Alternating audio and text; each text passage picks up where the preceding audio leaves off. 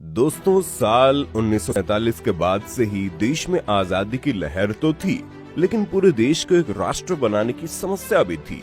और इसी में से कई रियासतें ऐसी थी जिन्हें भारत का हिस्सा बनाने में देश की पूरी सियासत को कई पापड़ बेलने पड़े। ऐसी एक रियासत थी त्रिपुरा की, जो कि पहले भारत का हिस्सा नहीं था। दरअसल एक समय था जब भारत के नॉर्थ ईस्ट में बसे त्रिपुरा राज्य पर माणिक्य वंश का राज हुआ था और राजा थे वीर विक्रम किशोर देव बर्मन। लेकिन जिस त्रिपुरा की आज हम बात करने जा रहे हैं उसे अंग्रेज हिल टिप्पेरा के नाम से बुलाते थे। साथ ही इसमें टिप्पेरा जिला भी आता था। इसके पहले उदयपुर इसकी राजधानी हुआ करता था। फिर 18वीं सदी में ओल्ड अगरतला और 19वीं सदी में एक नए शहर को अगरतला नाम देकर राजधानी बनाया गया। इस तरह से इस इलाके के नाम और काम दोनों समय समय पर बदलते रहे हैं। और तब त्रिपुरा के राजा आसपास के इलाके जैसे नोआखाली और सिलहट से भी जमींदारी वसूला करते थे, जिसका एक हिस्सा अंग्रेजों के पास जाता था, यानी बिल्कुल वैसे ही जैसे कि पूरे भारत में हुआ करता था।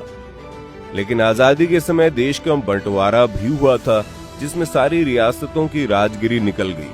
लेकिन यहीं पर एक गेम इस रियासत के साथ हुआ कि रेडक्लिफ, जिसने भारत और पाकिस्तान बंटवारे की लाइन खींची थी, उसने टिप्पेरा जिला यानी आज का त्रिपुरा और नोआखाली समेत काफी हिस्सा पाकिस्तान को दे दिया। इसके अलावा चिटगांव का पहाड़ी इलाका भी पाकिस्तान के हिस्से में चला गया था, जबकि यहाँ 97% जनसंख्या बौद्ध धर्म मानने वालों की थी और ये लोग भारत से जुड़ना चाहते थे, बिल्कुल वैसे ही जैसे उसने पश्चिम में लाहौर के साथ किया था, जहाँ हिंदुओं की बड़ी संख्या होने के बावजूद वो पाकिस्तान के हिस्से में चला गया। अब वापस त्रिपुरा पर आए तो मुस्लिम लीग 1947 की शुरुआत से इसको लेकर बहस कर रहा था कि ये इलाका उसे ही अपने पूर्वी पाकिस्तान में चाहिए, और ऐसे में दंगे का माहौल भी बन गया। और जब माहौल बिगड़ा तो इन इलाकों से लोग भागकर त्रिपुरा और आसपास के राज्य में शरण लेने पहुंचे। 1947 के अप्रैल महीने तक राजा वीर विक्रम को अंदेशा हो चुका था कि भारत पाकिस्तान बंटवारे की घोषणा होते ही सिचुएशन और खराब हो जाएगी। लेकिन उन्होंने 28 अप्रैल 1947 के रोज राजा वीर विक्रम से घोषणा की कि त्रिपुरा भारत का हिस्सा बनेगा। इस बाबत उन्होंने संविधान सभा के सचिव को एक टेलीग्राम भेजकर खबर भी कर दी। लेकिन ये कहानी चल ही रही थी कि इसके कुछ ही दिनों बाद 17 मई को अचानक महाराजा की मौत हो गई, जिससे कि त्रिपुरा का भविष्य पेंडुलम की तरह झूल गया। चूंकि युवराज किरीट विक्रम किशोर माणिक्य अभी छोटे थे, इसलिए एक रिजेंसी काउंसिल बनाकर राजकाज का काम ले लिया महारानी ने। बता दें, 1914 में पैदा हुई महारानी कंचन प्रभा पन्ना के महाराज की सबसे बड़ी बेटी थी और 17 साल की उम्र में उनका महाराजा से विवाह हुआ था। महाराजा की मौत के बाद ये सारी जिम्मेदारी उन पर आ गई थी और बाहरी व भीतरी शक्तियों से लगातार खतरा बना हुआ था। ऐसे में राजभवन के भीतर से शुरुआत हुई एक षड्यंत्र की, वो भी बिल्कुल टिपिकल राजाओं वाले। हुआ वही कि राजा वीर विक्रम के एक सौतेले भाई हुआ करते थे, दुर्जय किशोर, और तो और इन भैया की खुद राजा बनने की बड़ी तमन्ना थी। इसलिए जयचंद बने दुर्जय किशोर ने अब्दुल बारिक उर्फ गेडू मियां से हाथ मिला लिया, जो तब उस इलाके में सबसे रईस लोगों में से एक था और अंजुमन इस्लामिया नाम के एक संगठन के लीडर हुआ करते थे। इस संगठन को मुस्लिम लीग का सपोर्ट मिला हुआ था। इसके बाद सत्ता दुर्जय के हाथ में आ जाती, लेकिन इनके सामने दिक्कत थी।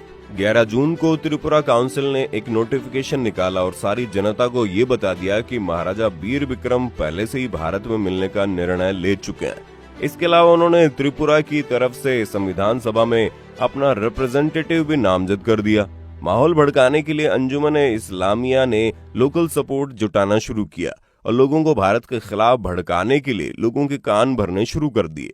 लेकिन इधर नई महारानी को इसकी खबर लग गई और फिर उन्होंने सख्त कदम उठाने शुरू कर दिए। लेकिन ऐसे कई मंत्री थे जो उस समय दुर्जय का सपोर्ट करते थे, तो उसके खिलाफ भी कार्रवाई करते हुए रानी ने ऐसे मंत्रियों का इस्तीफा लेकर कईयों को तो राज्य से बाहर भेज दिया और उनके राज्य में घुसने पर रोक लगा दी। महारानी जानती थी कि सरदार पटेल को इसकी खबर मिलना जरूरी है। वो अपने पिता के साथ पहले भी पटेल से मिल चुकी थी। अक्टूबर महीने में उन्होंने बंगाल कांग्रेस कमेटी के जरिए सरदार पटेल को एक संदेश भिजवाया। पटेल तुरंत हरकत में आए और उन्होंने आसाम के गवर्नर अकबर हैदरी को खत लिखकर त्रिपुरा और मणिपुर के हालात पर नजर रखने को कहा और साथ ही महारानी को कुछ समय तक सुरक्षा के लिए शिलोंग में रखा गया और कुछ ही दिनों बाद एयरफोर्स की एक टुकड़ी त्रिपुरा के लिए रवाना हो गई। और दूसरी तरफ भारत सरकार की सलाह से 12 जनवरी 1948 को महारानी ने रीजेंसी काउंसिल भंग कर दी और वहां पर भारत सरकार से नेगोशिएट करने के लिए सेल्फ रिप्रेजेंटेटिव बन गई और इसके एक साल बाद तक स्थिति वैसी बनी रही, यानी कि इस रियासत का भारत सरकार में शामिल होने का नेगोशिएशन चलता रहा। महारानी ने त्रिपुरा में किसी भी तरह का कोई विद्रोह होने से बचाए रखा। वहीं पटेल ने तय किया कि त्रिपुरा में पाकिस्तान कश्मीर जैसी कोई हरकत न कर पाए। इसीलिए 9 सितंबर 1949 को त्रिपुरा मर्जर डॉक्यूमेंट पर दस्तखत हुए और 15 अक्टूबर 1949 को त्रिपुरा ऑफिशियल तौर पर भारत में विलय हो गया। 1956 में त्रिपुरा को यूनियन टेरिटरी का दर्जा मिला और 1972 में इसे पूर्ण राज्य का दर्जा मिल गया।